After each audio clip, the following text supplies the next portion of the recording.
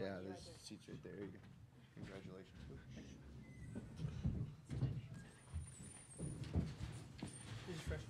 They are. Yes, absolutely. Welcome into this 2025 NCAA Women's March Madness second round postgame press conference. Before we begin, we have a few announcements. As a courtesy to your fellow media members as well as the coaches and student athletes, please silence your cell phones. Also, those working in the media room, please keep noise to a minimum. When asking questions, provide your name and media affiliation each time you ask a question. We do have a microphone, so please utilize it for all questions. If you are joining us on Zoom, use the raise hand function for questions. We will address those in the room first and then get to those on Zoom if time allows. As a reminder, recording press conferences on cell phones or cameras is prohibited. At this time, we are joined by the Duke Blue Devils. We have with us head coach Carol Lawson, along with student athletes Ashlyn Jackson and Delaney Thomas. Coach will have an opening statement followed by questions for our student athletes. Please save questions for Coach until after the student athletes have left the podium. With that, Coach, the floor is yours. Just super proud of the group. I mean, it was a gritty game. It's what we expected. Obviously, we got down early and didn't play our best in the first half, and offensively struggled. And I thought the second half to start in that third quarter, Ashlyn just really injected us with a ton of energy and confidence and swagger by making plays. And I thought that kind of got us going a little bit. And I thought these two up here with me were the difference makers in the game for us. When you look at Ashlyn's shot making and hitting 5 threes for us, and when you look at Delaney's total floor game, just battling all night, with their center and making key plays and rebounds, making free throws, finishing plays. They all had to go a little bit longer than normally they go in terms of the number of minutes played, but they did a great job in that second half of kind of going the distance. And it's hard to do. It's hard to go to back-to-back Sweet 16s. It's not something that a lot of programs are able to do. And so we're pleased to be back in the same position we were last year, and just happy to keep advancing. All right, questions from the room for the student athletes. If you'll just raise your hand. Front row right here. Marissa Sisk, Hoops, that's for either of y'all. Just kind of what was the mood in the locker room? What was said? Who was saying it? I feel like it was just like our whole team just speaking out, going into halftime. We knew that we just had to continue to compete and up our level a little bit as far as energy-wise, and just stay the course. That's a great team. They're greatly coached, but we knew we had work to do. So it really just came from everybody. Yeah, I think adding on to that, we had to stay together. We had to grind it out. We were down a little bit, but if we stayed together, we knew we were going to get it done. More questions from the room? Back, third row in the back. Then we'll come to the second row and then the front row. Martin Heinzelman with the Chronicle. Ash, that was, you sort of struggled in the first half to find your shot a little bit and then really just turned around right to kick off the third quarter. What do you think changed that helped you sort of find your range? Really just my teammates, and my coaches. They just told me, if you're open, shoot the ball. We need you to shoot the ball. But having that confidence from my coaches and from my teammates, that's really what got me going there. All right, second row here in the middle. If we could pass the mic over, please. Thank you. Lindsay Gibbs with Power Plays. On that note, it seemed, did you all come out a little bit earlier at halftime to get some shots up, or is that your kind of normal routine? And you could see almost some relief on your face after that first 2 threes went down in the second half. Was that just you needed to see them go down? Halftime routine is pretty much the same, but yeah, I got tired of missing. It's simple, but yeah, just seeing the ball go in, it was a great thing. All right, front row middle right here. Lauren Rouse with the Next. For Ashlyn, well, first of all, congratulations. How do you plan to build on the performance today for the next round, and both, as a team and individually? As a team, we got to continue to stay together and just continue to push our pace up, our tempo, our energy, and, every single round that we will go to, it's always going to be a great team, a great coach. So I would say, just staying the course, just staying Duke, and just getting to it after practice. Yeah, that's pretty much it, because like I said, like we're going to play a great team this coming week. So yeah, that's pretty much it. Thank you. Maybe third row back, and then we'll come over to the left after that. El Chavis with the Chronicle. Delaney, you kind of had the matchup against Oregon Center, kind of really battling out with her. What was kind of your mindset going into it and kind of really holding her and stifling her? She's a good player. She's got a lot of height, a little advantage for me. But just competing, just fighting, battling on the boards, doing as much as I could to keep her off that. And that's kind of what I went in for. As a reminder to those on Zoom, if you'll use the raise hand function if you do have a question, we will come to you momentarily. Second row. Joe Hughes, USA Today Network. For both of you, playing without Toby, how much of an adjustment did that take, and how much did you kind of learn about your team, yourself and your team through that? I would say playing without Toby was rough, but we knew that we had to be prepared. Everyone had to be prepared because, if your number was called, we got to go win a game. But I would say, yeah, that was pretty tough, but we stayed ready, we stayed the course, and we got it done. Yeah, I'd say not having any of your teammates is kind of a loss, but we were able to adjust. We were able to play together and just back each other up to kind of make up for that. We have time for maybe one more question. I see none on Zoom. Any in the room? In the back, third row? Or sorry, here in the middle. That's fine. Oh, yeah, pass it across. Perfect. Here you go. Shelby Swanson with the Raleigh News and Observer. For both of you guys, just wanted to ask about the defense, specifically in the last 4.5 minutes. Oregon did not score from the fields. What do you think was crucial to locking them down at the end there? I think just our desire. We really wanted it. We really wanted it for each other. Just playing together, being gritty, getting down to it. I think that was just wanting it. Yeah, I agree with her. Just taking a challenge.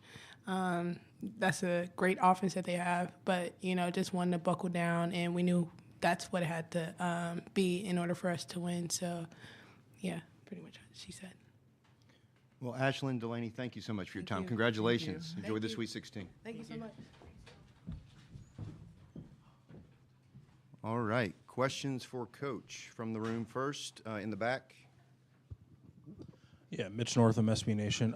Kara, what can you tell us about Toby's status and why she wasn't on the bench? Yeah, she wasn't feeling well, and doctors didn't clear her. So we found out right before the game. So that's the way it goes. So I don't have a diagnosis or a timetable either. I saw a hand up front. Yeah, here in the front row. Lauren Rouse with the Next. I wanted to ask you about Reagan. How important has her leadership been in just scoring during this tournament run for you all? I thought Reagan in the first half Reagan and Alucci were the two guards that kind of figured out what they were trying to do defensively and were able to kind of knife through there and make some plays. And that was critical for us because our offense was not good. And so to have her be able to come in there and make enough points so that the deficit wasn't too large was huge. She's a senior, obviously. She's someone that I have a lot of belief in and trust in. I have an understanding what she's going to do and how she'll play, and she gives it her all defensively every night. And offensively, she was 6 for 10 tonight. So, she attacked and she was really efficient. That was big for us. And then she got 6 rebounds as well, which we needed because we weren't at our best from a rebounding perspective either tonight. More questions from the room? Pass the mic, please. Second row, I believe. Wayne Bumpus, 24/7 Sports. I know you've seen Deja Kelly a few times. Does it help, facing a familiar face? And is when you saw her against Oregon today? She's a terrific player. Certainly, player tendencies are player tendencies. But even if you know the tendencies, she's difficult to stop. I thought she, made it hard for us in the isolation situations and made some tough plays. And our goal was just to make her take tough shots. We know that she's good enough. She's going to make some of them, but we felt like if we could just continue to do that over time, maybe we'd get a few misses late, and we ended up getting a couple misses late, which helped us. More questions from the room, Shelby? Second row. Shelby Swanson, Raleigh News and Observer. Just going back to Toby and again the pregame. First, just want to clarify, not feeling well is in an illness, and then second, when somebody is unavailable like that and you're going up against 6'8" center, how do you then go about game planning for that with who else you have on the roster? Yeah, I'm not going to clarify, but as far as how we game planned, we've been a team with a lot of depth all year, and so obviously it didn't change the start of the game for us. Toby doesn't start games for us, so it was really just shortened our bench a little bit and took away some length and athleticism in that center matchup. So knew that Delaney would have to almost go the distance, and then that would have to play some 5. And so that's kind of what it was. And then we had to play a little more 4-guard lineups because we didn't have enough forwards on the court. So changes some play calling in terms of what actions you want to go to. But for defensively and stuff like that, it didn't change. It didn't change our scheme and our structure and what we did. Other questions from the room, third row? Yeah, Martin Heinzelman with the Chronicle. It seemed like Deja, like you mentioned, was doing a lot of those ball screens. Did you guys change at all how you were attacking those throughout the game, or was it the same sort of system the whole time? Do you think? What did it look like to you? Did it look like she was like they were setting a lot of screens for Deja Yeah. Kelly, and I thought maybe in the second half you were hedging a little bit more, but I couldn't tell for sure if that was a deliberate action. That's a good question. We were supposed to be hedging in the first half, and we did not. So it might have looked like we changed scheme. That happens sometimes. So no, I did not change an adjustment. We just started doing what we were supposed to be doing. Front row. Coach, non-basketball question. Your men played about 30 minutes, but this place was still probably 75% full. Did you kind of take a minute to take that in, and did the crowd have any help for your team? The crowd definitely helped our team. There's no doubt. The energy in there was amazing on Friday night, and it was amazing today. And when we were down, I thought they really kind of gave us a push there. This is Duke, and what an amazing March we've had so far. I felt confident we'd get a lot of people to come out because now everybody's going to go home and rush to their television, to watch the men play Baylor, and we're rooting hard for those guys, and hopefully we can have 2 teams in the Sweet 16 by the end of the afternoon. But it is exciting on campus. It is a lot of fun. We obviously share the same space, so we're around our men's team all the time, and just rooting for each other. I mean, when we won the ACC tournament, we came back and it was like, hey, guys, now you go win the ACC tournament. And so it's just kind of like a lot of support between both programs. And, so we're excited for them, and hopefully they'll get the job done. We have time for maybe one more if someone has one. I don't see any on Zoom. Seeing none, Coach, thank you. Congratulations. Thank you. All right.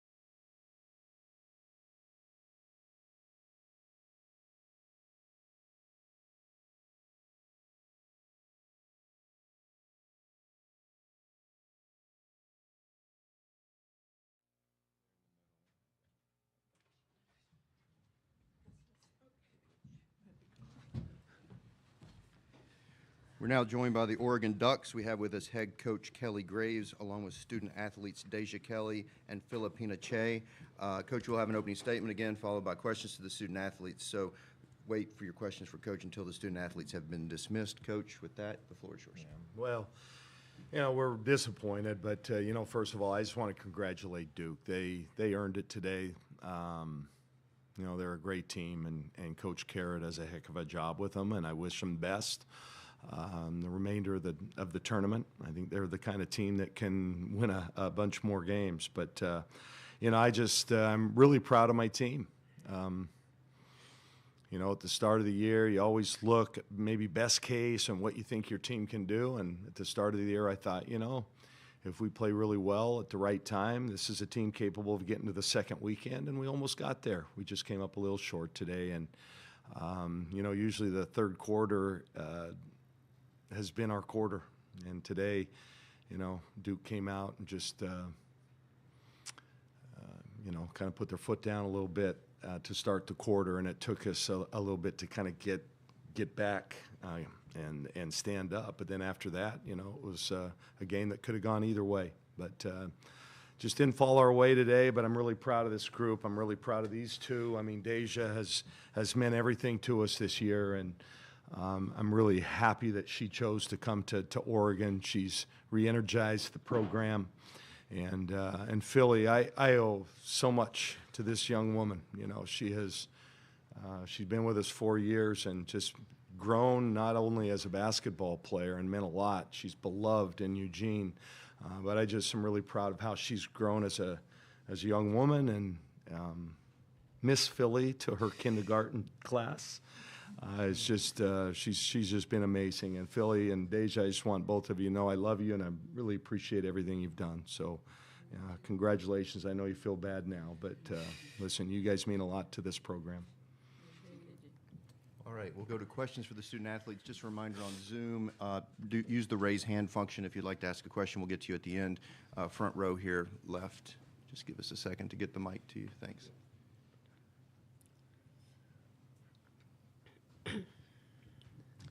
Ryan Clark with the Oregonian.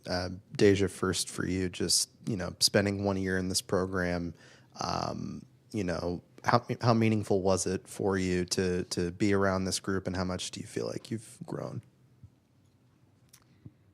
Shit, you're trying to get me emotional in here. I already let my tears out.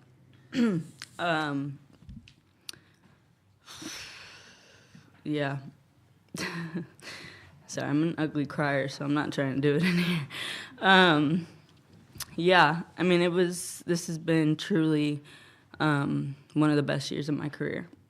And I could not be more thankful for this group, for the staff, for the program, not only for welcoming me with open arms, but KG said I re-energized the program. They re-energized me.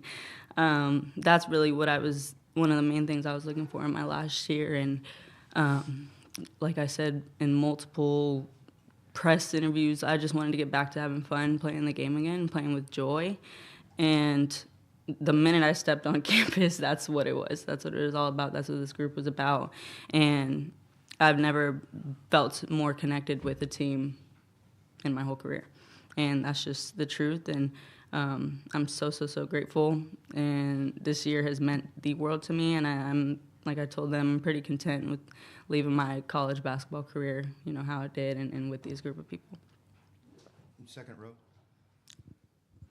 Hi, Deja. Pat Welter from WRAL. Good to see you again. Did you get a chance to talk to anyone from UNC or visit over there when you were here? Obviously, you're pretty busy. And what was it like playing here in Cameron again, but in a different uniform?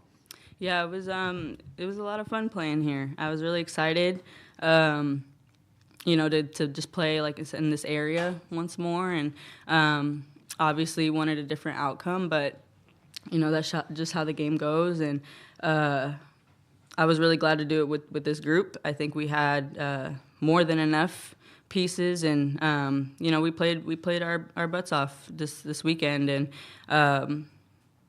again, obviously it went the other way, but I couldn't be more proud of how we performed and how we stuck together through this weekend. And again, they had my back 100%, and I could feel that, and that I'm so grateful for. They knew that coming back here was going to be fun, but also a challenge, especially for me personally. And I think, they just consistently let me know that they all had my back 100%, and I could feel that throughout the whole weekend. And I'm really appreciative of that. Front row. Ryan Clark with the Oregonian. Philly, just, looking back on 4 years at Oregon, how much you've grown as a person. You've talked about that a lot. I'm wondering, what are some of the moments that stand out to you about your time at Oregon, and how valuable has it been for you, really, as a person? Obviously, it means a lot to me. Being here 4 years, I think every moment really stuck to me. From my freshman year, getting to know my teammates, to now being with the best team I've played with. I think every moment had an impact on me, coaches, and my teammates as well. More questions from the room? Another on the front row. For Deja, just your thoughts on, the difficulties that Duke posed in the second half, and the way that they came out of the locker room and reacted to the way that y'all played in the first half. Yeah, they're a really good team. They were a 2 seed for a reason. They won the ACC chip for a reason. They're tough, they're gritty, and they showed that coming out of that third quarter. I was really proud of how we played in that first half, but you can't just play 20 minutes of basketball, and I think that's where our kind of defensive lapses kind of happened early on in that third quarter, and we just dug ourselves too deep of a hole. But credit to them. Like I said, they're a really good team. Ashlyn Jackson came out and really imposed her will, and but I liked our fight too. I think we made the right adjustments, and just some we just couldn't convert on. We have time for one more in the back. Mitch Northam, SB Nation. Deja, just kind of wondering, what's next for Deja Kelly. I know you want to keep playing basketball, but I know you're also very passionate about a career in media and in TV. So what's the next chapter of life look like? Yeah. My goal is to make a WNBA roster. I'll be, from here on out preparing for the draft and getting ready for that, and while also pursuing other passions, but basketball is the main thing. And yeah, my lifetime dream goal is to play in the WNBA. So that's where my focus will be for the next couple weeks, and kind of go from there. Well, Deja, Filipina, thank you for your time. Congratulations on a great season.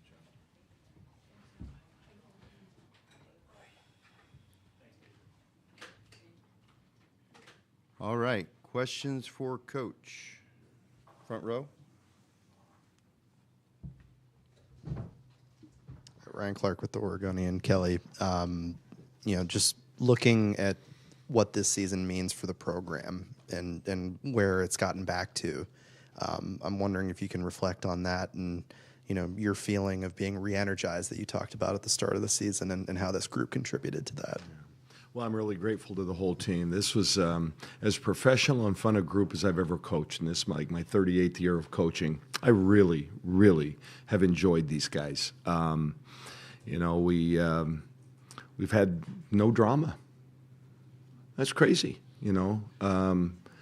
because it's life. When you're with this many people, this much, sometimes you get that, and it's been just an absolute pleasure, a joy to be with them each and every day. And I think we had great senior leadership. I think it starts there. My staff, I give them a lot of credit. They've re-energized me too. So I'm just, I couldn't be happier. I'm disappointed that, we weren't quite our best today. We weren't bad, but we just weren't our best. And credit the other team. They made it that way. But I think we're in a good place. We gave it everything we had. I think we emptied the tank this year, and I think we're in a good spot. We've got great returning group, and we're going to miss these seniors, but I think we've got the program in a really good place right now, and I can't wait for the future. So it's gonna be fun. More questions from the room? Front row again. Just your thoughts on the seniors, specifically, Deja and Philly and Peyton as well. It was a tough go for her to go down with the injury. Just that senior class, reflecting on that group. Yeah. Well, Peyton's been our heart and soul for a couple of years. She gives everything she has. She's had bad knees. She's done her ACL a couple times. We're praying and hoping that, it's not that again. But she's just, she embodies, I think, who we are and the kind of, she exemplifies really everything that's good about a student athlete and about, collegiate basketball. I'm just sad for her that she wasn't able to be out there on the court with us at the end. She would have made a difference, no doubt, but love her with my whole being. And I'm grateful to her and, Lexi Whitfield and Nani Falatea, Solly. Solly didn't get to play with us, this year, unfortunately. She's a good player, and we just, she could never get healthy. So hopefully her 28-year-old bones, or however old she is, I don't know, heal up, because I think she can be a good pro somewhere. She loves the game, and hopefully she's going to be able to play it. But, yeah, I'm really grateful. My heart is full right now. Disappointed, but, everybody's going to be disappointed except for one team. Our locker room's going to be no different than, 15 other locker rooms like that today. And, or I don't know, I can't do the math, but you guys know what I'm talking about. It's just going to be, at some point it comes to an end. And so I just know in my heart they gave us everything, and that's all I can ask for. More questions? One in the front row here. Lauren Rouse with the Next. Even with the loss, what will you remember most about coaching Deja in particular this year, and just how has she helped shape the younger players both on and off the court? The thing about Deja, she is as impressive a person as she is a basketball player. She juggles so many things with her NIL obligations, TV appearances. She's just juggling so many things in her life. But number one is the team, and it's just amazing to me how she can do that at that young age. I mean, I can't figure myself out most days, I'm flustered by 10 a.m. And she's just juggling, and she's just so professional in everything she does. But I've been most impressed with her as a teammate. I had no idea what to expect. She's such a high-profile person and player. And she came here, and she was as humble, and she worked harder than anybody. She led. Just an impressive young person, and I think she's going to help any WNBA team. And I've got several players in that league, and I think she belongs, and she's going to do well for somebody. Any other questions? Seeing none on Zoom or in the room, Coach, congratulations. Okay. Yeah, thank you. Good luck to Duke. Couple of closing announcements. Hammond Communications will post a recording of this press conference in the NCAA Digital Media Hub at ncaa.veritone.com. Transcripts are provided by ASAP and will be posted shortly. Thank you for joining us.